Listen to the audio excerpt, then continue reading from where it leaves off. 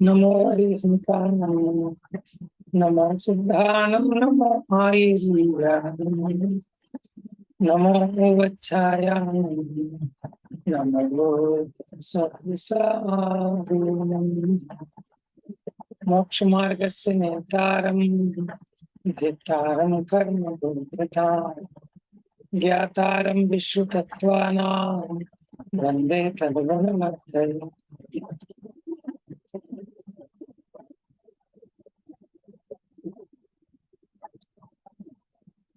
तत्वार्थ सूत्र ग्रंथ अपना 49 नंबर का सूत्र कल हुआ था आहारक शरीर के बारे में। शुभम विशुद्धम अव्याघाती चाहारकम प्रमथ संयतस्य। कैसा है ये शुभ, यानी शुभ कर्म के उदय से उत्पन्न होता है, इसलिए शुभ कहा। विशुद्ध निर्मल है, अव्याघात रुकने से माने किसी से रुकता नहीं। चंद्रकांत मणि के समान सफेद, एक हाथ का सुंदर अंगोपांग सहित सप्त धातु रहित शुभ रूप अति निर्मल, वज्र पर्वत आदि से नहीं रुकने वाला, किसी को नहीं रोकने वाला आहारक शरीर संयम की रक्षा के लिए है। ये 6वें गुण स्थानवर्ती प्रमथ संयत मुनिराज की होता है। यह कभी लब्धि विशेष का सद्भाव ज्ञात करने के लिए, कभी सूक्ष्म पदार्थ का निर्णय करने के लिए, कभी तीर्थ यात्रा आदि के लिए प्रकट होता है। इस प्रकार पांचों शरीरों की विशेष चर्चा पूरी हुई। अब संसारी जीव की 4 गतियों में कौन कौन से वेद होते हैं, उन 3 वेदों की चर्चा जन्म के हिसाब से करेंगे। चलिए सूत्र नंबर 50 शालू पढ़ो। नारक सम्मूर्छिनो नपुंसकानी, यानी नारकी और सम्मूर्छन जन्म वाले जीव नपुंसक वेदी। बड़ी नारकी और सम्मूर्छन जीव नपुंसक हैं। चारित्र मोहनीय कर्म संबंधी 9 कषाय वेदनीय के एक भेद नपुंसक वेद के उदय की निमित्तता में यह जीव नपुंसक वेदी भावों वाला होता है। अशुभ नाम कर्म के उदय में यह स्त्री भी नहीं है और पुरुष भी नहीं है, ऐसा जीव नपुंसक है। उसे स्त्री पुरुष संबंधी मनोज्ञ विषय के सुख का लेश भी नहीं है। नारकी जीव और सम्मूर्छन जीव, इनके नपुंसक वेद होता है।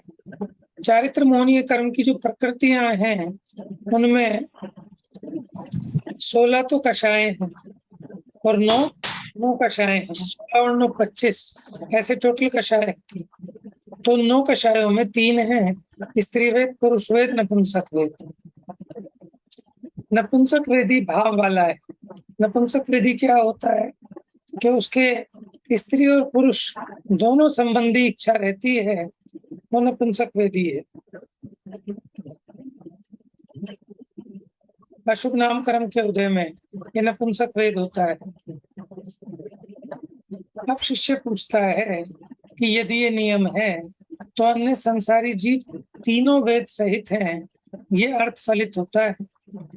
अतः जहाँ नपुंसक लिंग का पूर्णतया अभाव है उसका प्रतिपादन करने के लिए आचार्य सूत्र कहेंगे। देखो, नारकी सारे के सारे नारकी नपुंसक वेदी होते हैं और जितने भी सम्मूर्छन जन्म वाले हैं वो भी सब नियम से नपुंसक वेदी होते हैं।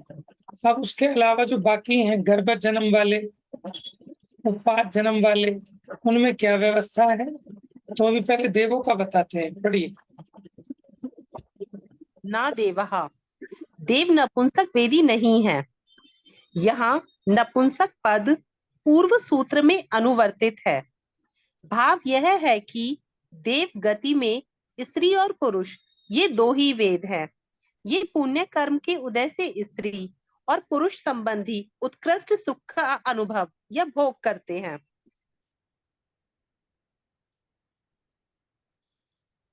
यहाँ नपुंसक लिंग का सर्वथा अभाव है। देखिए, देवों के 2 ही लिंग होते हैं, स्त्री वेद अथवा पुरुष वेद। वहां नपुंसक वेद नहीं होता देव। अब शिष्य पूछता है कि इनके अलावा बाकी जो संसारी जीव हैं उनके कितने वेद हैं। उसके लिए अगला सूत्र पढ़िए। शेषः स्त्री वेदा, शेष तीनों वेद वाले हैं। शेषः 50 और 51, इन दोनों इन दो सूत्रों से कहे गए नारकी, समूर्छन और देवों को छोड़कर शेष रहे गर्भज, त्रियंच और मनुष्य। त्रिवेदः स्त्री, पुरुष, नपुंसक, तीनों वेद वाले। देखिए, एक ही व्यक्ति के तीन वेद नहीं कह रहे, तीनों में से कोई भी हो सकता है। देवों के पता लग गया, देवों के नपुंसक वेद नहीं होता, स्त्री या पुरुष। नारकियों के नियम से नपुंसक वेद है। बाकी जो मनुष्य त्रियंश बचे,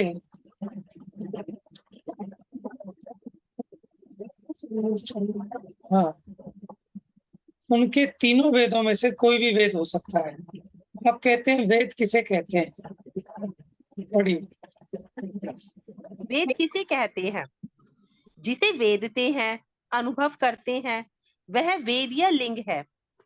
इसके दो भेद हैं, द्रव्य और भाव। अंगोपांग आदि नाम कर्म के उदय की निमित्तता में निर्मित योनि, स्तन, मेहन, दाढ़ी, मूछ आदि शरीर के विशिष्ट आकार द्रव्य वेद लिंग हैं। चारित्र मोहनीय संबंधी 9 कषाय वेदनीय के वेद रूप 3 कर्म प्रकृतियों के उदय की निमित्तता में आत्मा के काम विकार रूप परिणाम होना भावलिंग है। हाँ जी, ये जो वेद है उसी को लिंग के नाम से भी कह रहे हैं। माने शरीर के आकार आदि की रचना अंगोपांग नामकर्म के उदय के निमित्त से जो होती है वो तो द्रव्य वेद है, शरीर के विशिष्ट आकार। लेकिन जो कषाय है ना, 9 कषाय, उनमें जो 3 वेद हैं, उनमें से किसी वेद के उदय की निमित्तता में आत्मा में जो काम विकार रूप परिणाम का भाव होता है वो भाव वेद है। पढ़िए स्त्री वेद के उदय में। स्त्री वेद के उदय में जो गर्भ को धारण करे, जिसमें गर्भ रहे, वह स्त्री है।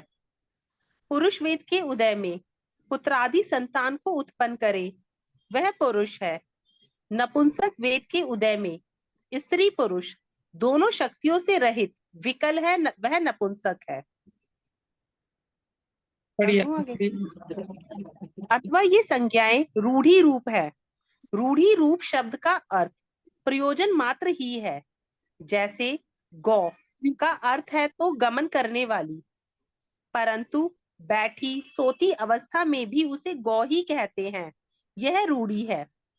ऐसा ही यहाँ भी जानना। यदि यह नहीं माने और गर्भ धारण आदि क्रियाओं को ही प्रदान करे तो बाल वृद्ध स्त्रियां, देवियां, कार्मण काय योग में विग्रह गति में स्थित स्त्रियां गर्भ धारण से रहित होने के कारण स्त्री ही नहीं कहलाएंगी। इसी प्रकार पुत्रादि के उत्पन्न नहीं करने की स्थिति में पुरुष कहना भी संभव नहीं होगा। अतः इन्हें रूढ़ी रूप ही जानना। भैया आपकी आवाज नहीं आ रही। यहाँ बताया था कि स्त्री वेद के उदय में जो गर्भ धारण करे, जिसमें गर्भ रहे वह स्त्री, तो ये रूढ़ी रूप समझना। क्योंकि अगर सर्वथा ऐसा मानोगे तो जो देवियां हैं उनके तो कभी संतान नहीं होती, उनको फिर स्त्री नहीं मानना पड़ेगा विग्रह गति में। ठीक है, बाल वृद्ध स्त्रियां जिनमें संतान उत्पन्न की योग्यता नहीं है, फिर तो वो स्त्रियां नहीं ठहरेंगी। ठीक है, इसलिए रूढ़ी से ही समझना। आगे पढ़िए बेटा, गेट बंद कर। इनके भाव अनुभव की अपेक्षा इस प्रकार है। स्त्री वेद में कामाग्नि कंडे की अग्नि के समान धीरे धीरे सुलगती है। पुरुष वेद में यह तृण की अग्नि के समान जलती तो तीव्रता से है, परंतु अल्प काल में शांत हो जाती है। नपुंसक वेद की यह ईट आदि संबंधी भट्टे अवा की अग्नि के समान सदा धधकती रहती है, कभी शांत होती ही नहीं है। ये तीनों वेद गर्भज जीवों के होते हैं। देखिए, अब यहाँ बताया जो भाव वेद है ना, वो अपने अनुभव की अपेक्षा है। अब अनुभव की अपेक्षा कैसे? देखो, स्त्री वेद, पुरुष वेद, इनमें जो वेद संबंधी दुख है वो कुछ कम है, लेकिन नपुंसक वेदी के दुख बहुत अधिक है। अब वो कैसे, वो बता रहे हैं कि स्त्री वेद में जो कामाग्नि है वो कंडे की अग्नि के समान है, धीरे धीरे सुलगती है। यानी जैसे वो कंडा आप समझते हैं ना, जैसे कोयला हो या उपला हो, ठीक है, उसकी अग्नि कैसा लगता है कि धीरे धीरे धीरे धीरे, तो वो माने लंबे समय तक चलती रहती है, धीरे धीरे सुलगती रहती है। लेकिन पुरुष वेद में ये तिनके की अग्नि के समान, जैसे सूखा तिनका हो उसमें आग लगाओ तो वो जल्दी से जल जाता है और शांत हो जाती है। लेकिन नपुंसक वेद में जो उसकी काम अग्नि है, वो ईंट आदि भट्टे हवा की अग्नि के समान सदा धधकती रहती है।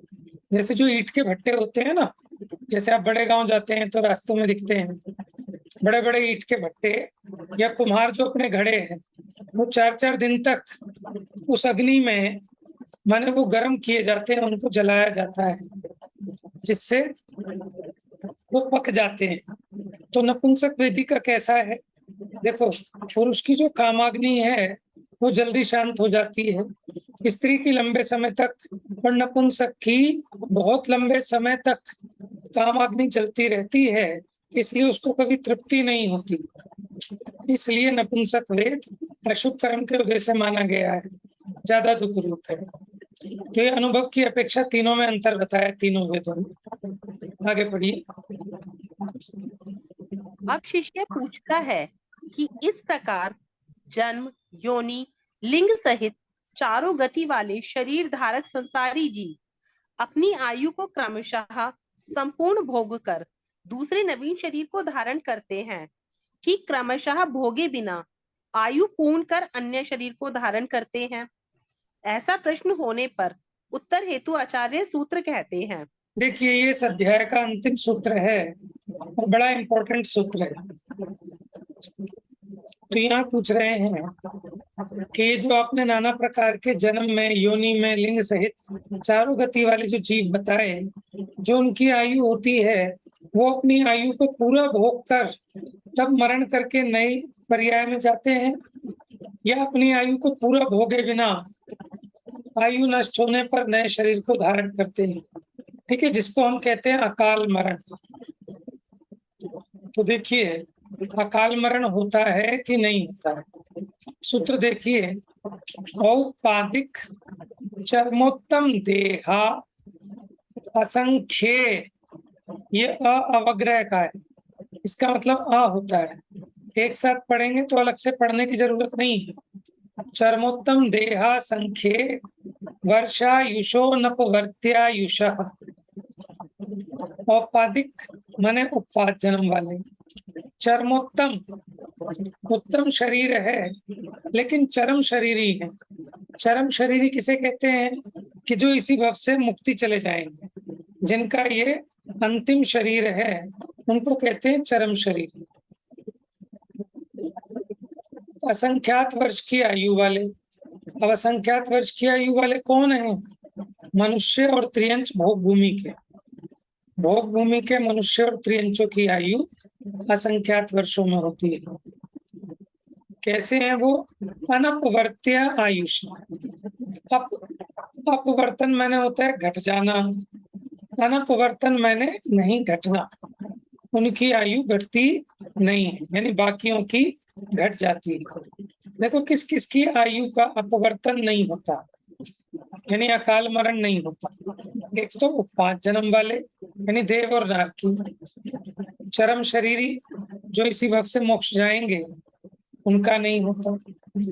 और असंख्य वर्षायुषो, असंख्यात वर्ष की आयु वाले भोग भूमिया के मनुष्य और त्रियंश, उनकी आयु कैसी है? अनपवर्त्या आयुष, अपवर्तन से रहित है। चलिए पढ़िए। उपपाद जन्म वाले, चरम उत्तम देह वाले, असंख्यात वर्ष की आयु वाले, अनपवर्त्य आयुष है। औपपादिक देव, नारकी, चरमोत्तम चरमोत्तम देह, संसार के अंतिम भव में स्थित, उत्तम देह धारक तद्भव मोक्षगामी, चरम शरीरी जीव, असंख्य वर्षायुष, लौकिक संख्या से रहित, पल्य आदि।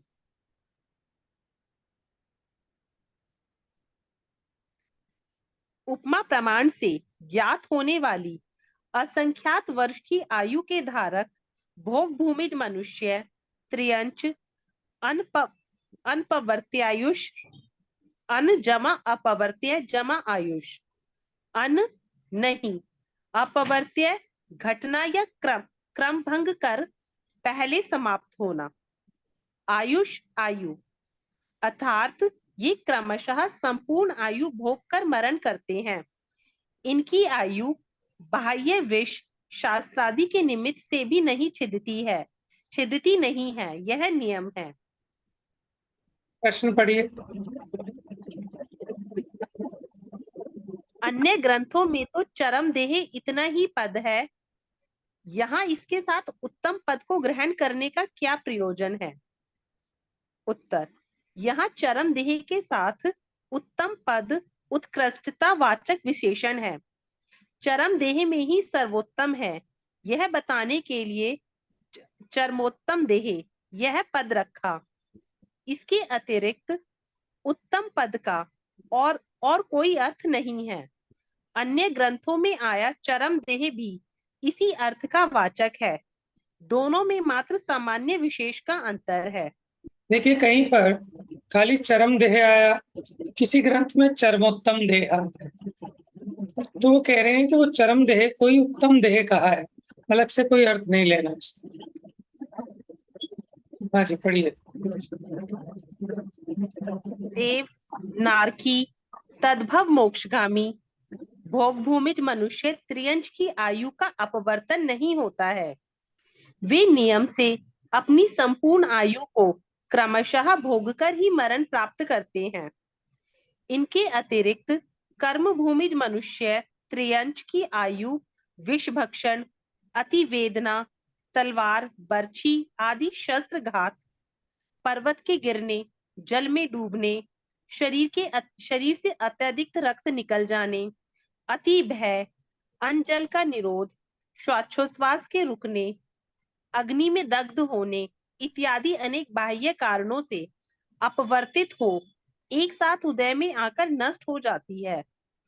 इसे कदली घात मरण या अकाल मरण भी कहते हैं। ये कह रहे हैं जो कर्म भूमि के मनुष्य और त्रियंच हैं, उनकी विष खाने से, ठीक है, पर्वत से गिर जाने से, तलवार आदि का से घात होने पर, बहुत अधिक रक्त निकल जाने पर, अधिक भय हो जाने पर, अन्न जल का निरोध हो जाने पर, श्वास के रुकने पर, अग्नि में जल जाने पर, ऐसे बाह्य कारणों से उनकी आयु अपवर्तित होकर उसकी आयु के निषेध एक साथ उदय में आकर नष्ट हो जाते हैं। इसी को कदली घात अथवा अकाल मरण भी कहते हैं। बात समझ में आ रही है आपको? यानी हम जो कर्म भूमि के मनुष्य हैं और जो त्रियंच हैं, उनका अकाल मरण हो सकता है। ठीक है, अब प्रश्न ये खड़ा होता है, अगला प्रश्न देखिए। काल आए बिना तो मरण नहीं होता है, तब फिर इसे अकाल मरण कैसे कहा? हाँ जी, प्रश्न समझ में आ गया कि भैया अपना काल आए बिना तो मरण हो नहीं सकता, तो फिर इसे अकाल मरण कैसे कहा? समाधान, जैसे आम के फल को पाल में रखने से वह शीघ्र पक जाता है, जल से गीला वस्त्र छाया में देर से सूखता है, सूर्य की तेज धूप में शीघ्र सूख जाता है, उसी प्रकार कारणवश पूर्वबद्ध मनुष्य त्रियंच आयु की उदीर्णा हो जाती है। इस प्रकार एक साथ उदय में आकर आयु समाप्त हो जाने को अकाल मरण ही हो जाता है। देखिए आयु समाप्त हो जाने से अकाल मरण हो जाता है। वो कह रहे हैं जैसे आम जो पकेगा वो तो अपने काल पे पकेगा, लेकिन फिर भी उसमें जब मसाला लगाते हैं ये लोग, केमिकल लगाते हैं, तो उससे समय से पहले पक जाता है। जल से गीला वस्त्र छाया में देर से सूखता है, लेकिन सूर्य की तेज धूप में शीघ्रता से सूख जाता है। उसी प्रकार कारणवश पूर्ववत मनुष्य त्रियंच आयु की उदीर्णा हो जाती है। माने जैसे घड़े में 10 लीटर जल था,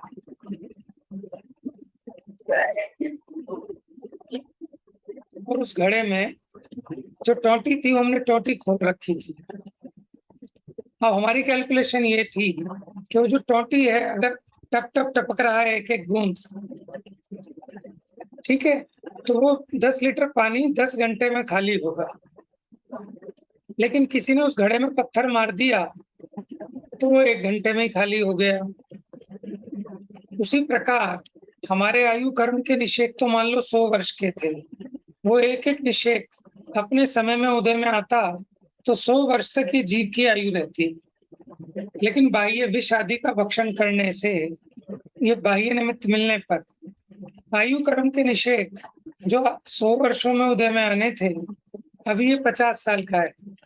इसके आगे के सारे आयु कर्म के निषेक उदीर्ण होकर इसके साथ ही उदय में आकर खिर गए, समाप्त हो गए, तो यहाँ इसकी आयु पूरी हो गई। पढ़िए आगे। अथवा जैसे चतुर वैद्य हकीम काल आए बिना भी वमन या मल को बाहर निकालने रूप विरेचन इत्यादि के प्रयोग से श्लेष्मा आदि रोग को नष्ट कर देता है, उसी प्रकार यहाँ भी जीवन का उपाय करने से अकाल मृत्यु नहीं होती है। यदि ऐसा नहीं होता तो वैद्यक शास्त्र मिथ्या सिद्ध हो जाता। जी, वो कह रहे हैं जैसे कोई चतुर वैद्य हो, ठीक है, वो काल आए बिना भी वमन या मल को बाहर निकालने रूप कोई औषधि देता है ना, जिससे कि आपको लूज मोशन हो जाए, उल्टी हो जाए, तो आपके शरीर के रोगों को दूर कर देता है। काल अपने काल पे होता तो वो 20 दिन में होता मान लो ठीक, लेकिन दवा के खाने से वो जल्दी से उसका विरेचन हो गया और रोग दूर हो गया। उसी प्रकार यहाँ भी जीवन का उपाय करने से अकाल मृत्यु नहीं होती। जीवन का उपाय करने से माने छत से कूदे नहीं, ठीक है, अपने सर में गोली ना मारे, अपनी गर्दन ना काटे, ठीक है, अथवा कोई काटे तो उससे बच जाए, जहर ना पिए, तो फिर अकाल मृत्यु नहीं होती। और बाई चांस ऐसा कुछ हो जाए तो उसकी योग्य औषधि का सेवन करने पर, ठीक है, बच भी जाते हैं। और अगर ऐसा नहीं माने तो फिर जितना भी वैद्यक शास्त्र है, चिकित्सा शास्त्र है, वो सब मिथ्या सिद्ध हो जाता। समझ में आ रहा है आपको? अकाल मरण तो इसलिए बुद्धि पूर्वक हम और आप सड़क पर देखकर चलते हैं, नहीं तो सड़क पर देखकर चलने की भी जरूरत नहीं थी कि अगर अपना काल आने पे ही मरण होना होगा तो फिर हम अपने उपाय क्यों करते बचने के। आगे पढ़िए प्रश्न। तो भैया जो देख के चलते हैं एक्सीडेंट तो उनका भी हो जाता है, है उसे क्या कहेंगी फिर? जो देख के चल रहे हैं, जैसे आपने बोला ना कि भाई अपना गला मत काटो, जहर मत खाओ, छत से मत कूदो, लेकिन जो अपने आप ही मतलब दूर खड़ा होके भी पानी में गिर गया या रोड पे एक्सीडेंट हो गया, कोई चाह थोड़ी ना रहे, वो फिर भी हो जाता है, तो उसे अकाल मरण नहीं कहेंगे। देखो अपनी बुद्धि में ऐसा है, हम और आप नहीं कह सकते कि उसका अकाल मरण है या नहीं है। हम तो मोटा मोटा कह सकते हैं। हम तो उसको देखते हैं ना जहाँ किसी बाह्य निमित्त की मुख्यता हो, जैसे किसी कार एक्सीडेंट में मर गया तो यही कहा जाएगा अकाल मरण है। लेकिन अपने आप धीरे धीरे आयु अपनी पूरी कर करके मरा तो हम उसको कह देते हैं काल मरण। वास्तव में तो कर्म के निषेक हमारे ज्ञान का विषय है नहीं, तो हमें जहाँ बाह्य निमित्त की मुख्यता दिखती है, माने जहाँ उपाय करने पर बचा जा सकता था, जैसे हम किसी से झगड़ा करें रोज रोज तो चांसेस है ना कि जल्दी अकाल मरण हो जाए, तो बुद्धि पूर्वक बचने का उपाय करते हैं। सड़क पर जाते हैं तो किनारे किनारे चलते हैं, बीच सड़क पे नहीं चलते, क्योंकि एक्सीडेंट होने के चांस है और मरण भी हो जाएगा। तो इसलिए ऐसा एकांत नहीं है कि भाई मरण तो तभी होना है जब होएगा पूरी आयु पूरी करके, तो इसलिए जहर भी खा लें। हालांकि अपवाद भी हैं, कदाचित जहर खाने पे भी कोई बच जाए, ट्रेन के नीचे आने पे भी कोई बच जाता है, लेकिन बुद्धिपूर्वक उपाय तो यही है ना। और जितना भी वैद्यक शास्त्र है वो इस जीव को, जैसे अटैक आया है किसी के, मैंने किसी ने जहर पी लिया तो उसका योग्य उपचार करने पर बच भी जाता है। तो इससे ये सिद्ध होता है कि कर्म भूमि के मनुष्यों का अकाल मृत्यु होती है, कर्म भूमि वालों की। ठीक है भैया, प्रश्न। पढ़ूं आगे? हाँ, रोग से तो दुख उत्पन्न होता है, अतः उसे दूर करने के लिए वैद्य उपचार करते हैं, परंतु आयु की रक्षा के लिए तो प्रयास नहीं करते हैं। उत्तर, ऐसा नहीं है।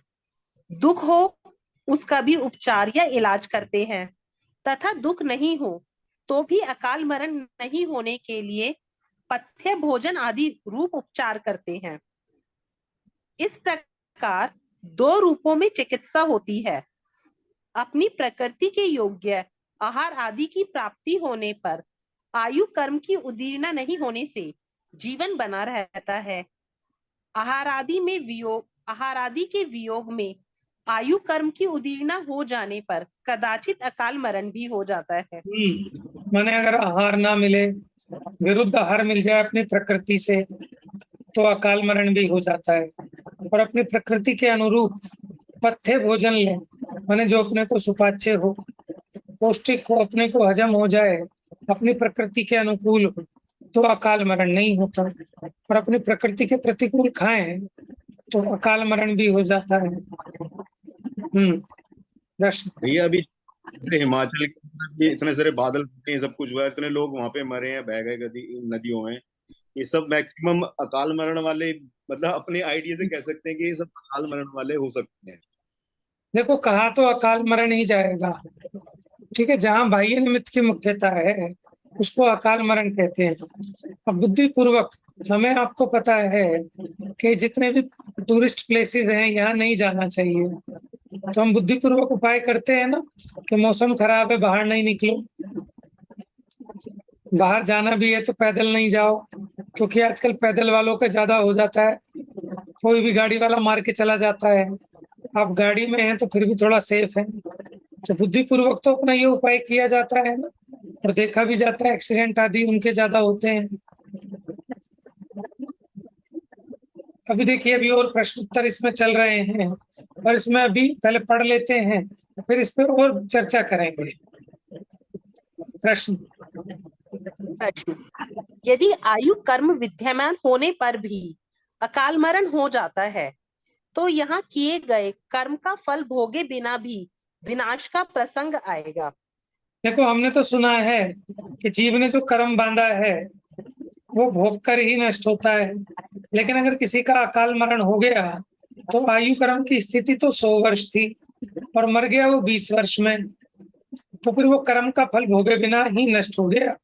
उत्तर पढ़ी। उत्तर, जैसे असाता वेदनीय कर्म का उदय होते हुए ही उपचार करने पर उसकी उदीर्णा हो दुख मिट जाता है, कड़वी औषधि आदि को क्या कह रहे हैं? असाता वेदनीय कर्म का उदय होते हुए ही उपचार करने पर उसकी उदीर्णा हो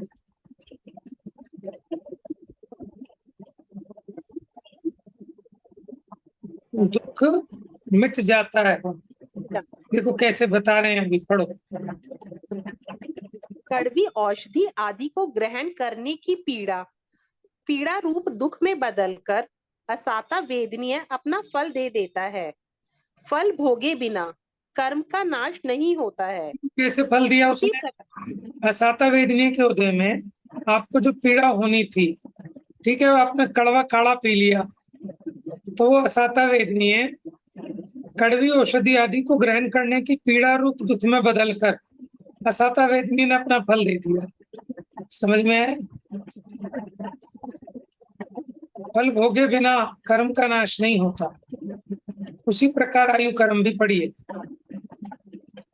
उसी प्रकार आयु कर्म भी जीवन मात्र अपना फल देकर ही निर्जरित होता है, फल रहित नहीं। यदि किए हुए कर्म के फल का नाश हो तो दान, तप, व्रत, संयम आदि व्यवहार धर्म के फल का भी नाश हो जाएगा। इस प्रकार यह बात सिद्ध हुई कि बिना किए कर्म का फल भोगता नहीं है और किए हुए कर्म का फल भोगे बिना नष्ट नहीं होता है। अतः आयु कर्म की उदीर्णा होने पर अकाल मृत्यु होती है, परंतु वह पूर्ण सुनिश्चित परिणमन व्यवस्था के अंतर्गत ही होती है, उसका उल्लंघन करके नहीं। देखो, ये बहुत इंपॉर्टेंट लाइन बताई अंत में, क्या अकाल मृत्यु होती है, लेकिन वो भी सुनिश्चित परिणमन व्यवस्था के अंतर्गत होती है, उसका उल्लंघन करके नहीं। आप अगर 1000 वर्ष पहले भगवान सर्वज्ञ देव से समशरण में पूछते कि ये व्यक्ति कितने वर्ष में मर जाएगा, तो भगवान की वाणी में यही आता कि आयु तो 100 वर्ष की लेके आएगा, लेकिन 40 वर्ष की उम्र में घूमने जाएगा हिमाचल और वहां तूफान आएगा, उसमें बहकर 40 वर्ष की उम्र में मर जाएगा। तो इसका मतलब इसका 40 वर्ष में मरना तो निश्चित था, लेकिन इसको थोड़े ना पता है। वो तो सर्वज्ञ के ज्ञान में कब कैसे क्या प्रोसीजर होना है वो सब ज्ञात है। और सर्वज्ञ भगवान ये भी जानते हैं कि इसका एक दूसरा साथी भी साथ में गया होगा, ठीक है, उसकी भी 100 वर्ष की आयु थी, लेकिन वो भी वहां झरने से फिसला होगा।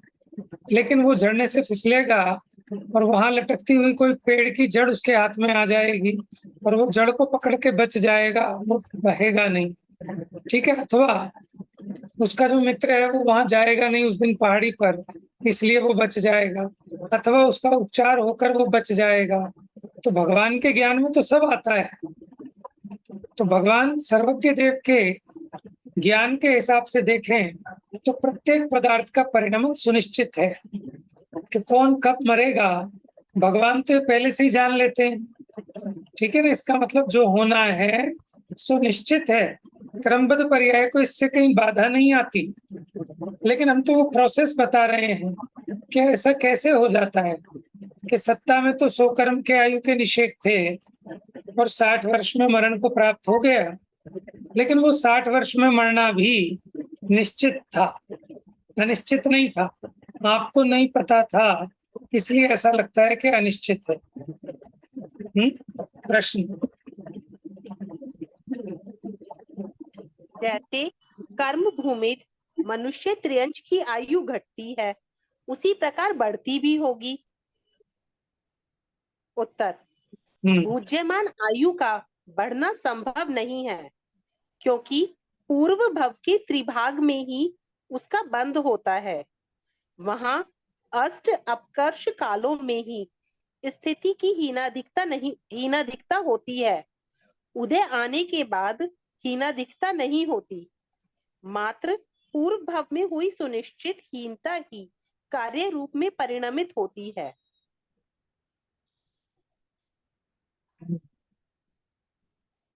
देखिए, वो कह रहे हैं एक होती है भुज्यमान आयु, एक होती है बद्धमान आयु।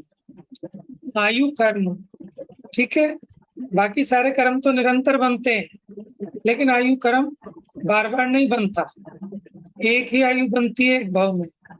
जैसे हम जो इस भाव में हैं, हम सिर्फ एक अगले भाव की आयु बांध सकते हैं, उससे आगे की नहीं, ठीक है। उसमें भी जो अपनी वर्तमान आयु है उसका त्रिभाग शेष रहने पर, यानी 2/3 आयु बीत जाने पर पहला अपकर्ष काल आता है जिसमें आयु का बंध हो सकता है। ऐसे 8 अपकर्ष काल आते हैं। जैसे किसी की 81 वर्ष आयु, तो 1/3 रहने पर, यानी 27 या 81, 3 भाग करो 81 के, 3 भाग हो गए 27 वर्ष के। तो उसमें से 2 भाग बीत जाने पर 27 दूनी 54, जब ये 54 वर्ष का होगा तो पहला चांस है कि इसको आयु कर्म का बंधन हो, अगले भव की आयु का, कदाचित हो ना हो। दूसरा अपकर्ष काल कब आएगा? 27 वर्ष शेष रह गई थी आयु, उसमें से और 18 वर्ष गुजर जाएं, यानी 54 और 18 72 वर्ष का होगा, तब दूसरा चांस है कि आयु बंधे। अगर पहले अपकर्ष काल में आयु बंध गई नरक गति की, तो दूसरे में भी नरक गति की बंधेगी, लेकिन उसकी स्थिति कम और अधिक हो सकती है। इस प्रकार 8 अपकर्ष काल होते हैं, इन्हीं में आयु बनती है, तो वही उसकी हीनाधिकता होती है। उदय आने के बाद आयु में हीनाधिकता नहीं हो सकती, उदीर्ण हो जाएगी, उदीर्ण हो सकती है, ठीक है। उदीर्ण का मतलब क्या है? एक होता है उत्कर्षण, यानी स्थिति का बढ़ना, एक होता है अपकर्षण, स्थिति का घटना। जब अपनी आयु कर्म उदय में आनी चालू हो गई, जैसे अभी मेरे मनुष्य आयु का भोग चल रहा है, तो मेरी बुद्धिमान आयु है मनुष्य आयु, और मैंने अगले भव की मानो देवगति की आयु बांधी, ठीक है, तो वो हो गई बद्धमान आयु। तो जो बद्धमान आयु है अभी उसमें उत्कर्षण अपकर्षण तो हो सकता है, लेकिन एक बार अगर मैं देवगति में चला गया तो वो हो जाएगी बुद्धिमान, तब उसका उत्कर्षण अपकर्षण नहीं हो सकता, लेकिन उदीर्णा हो सकती है।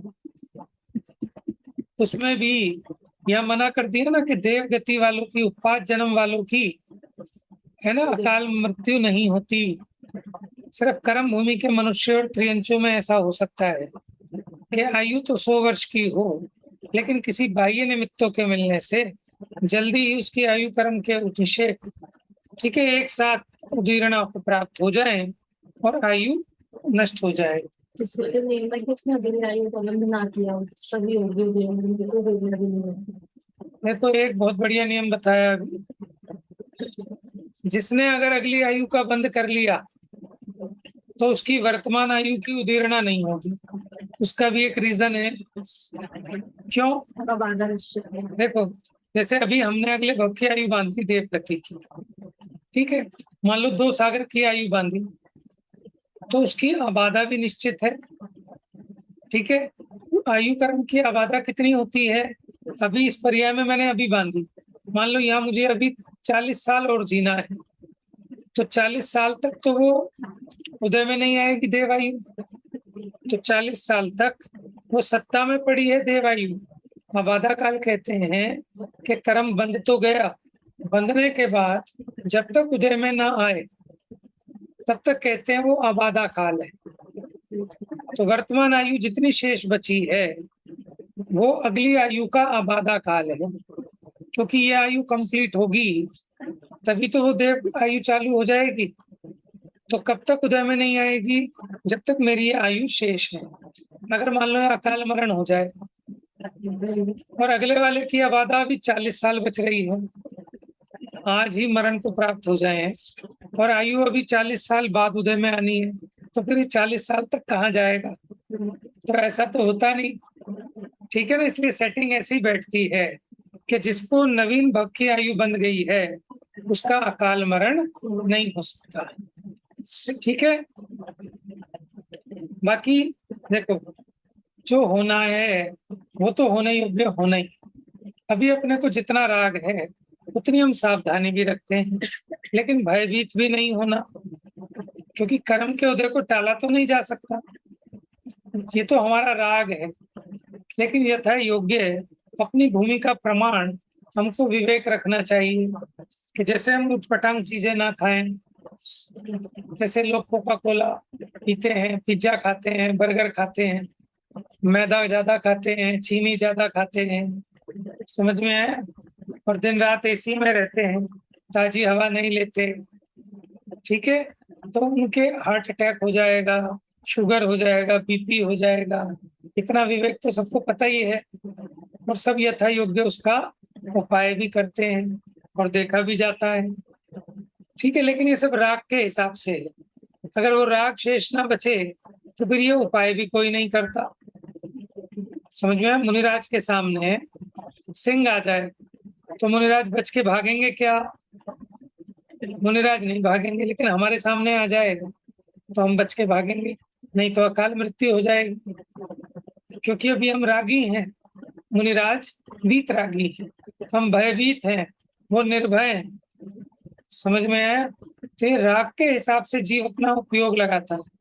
बाकी वो तो मूर्ख है कि जो जहर पीते हैं और सोचते हैं कि जब मरना होगा तभी मरेंगे, ये तो मूर्खता की बात है, ठीक है। तो यथा योग्य अपने को सावधानी रखनी चाहिए। जैसे खराब मौसम हो, ऐसे खराब मौसम में कहीं बाहर पहाड़ी एरिया में घूमने फिरने नहीं जाना चाहिए। ज्यादा एडवेंचर, ये जो झूले हैं ना एडवेंचर वाले बड़े बड़े, है ना, कौन से होते हैं आजकल बहुत सारे ऐसे, कोलंबस और बड़े खतरनाक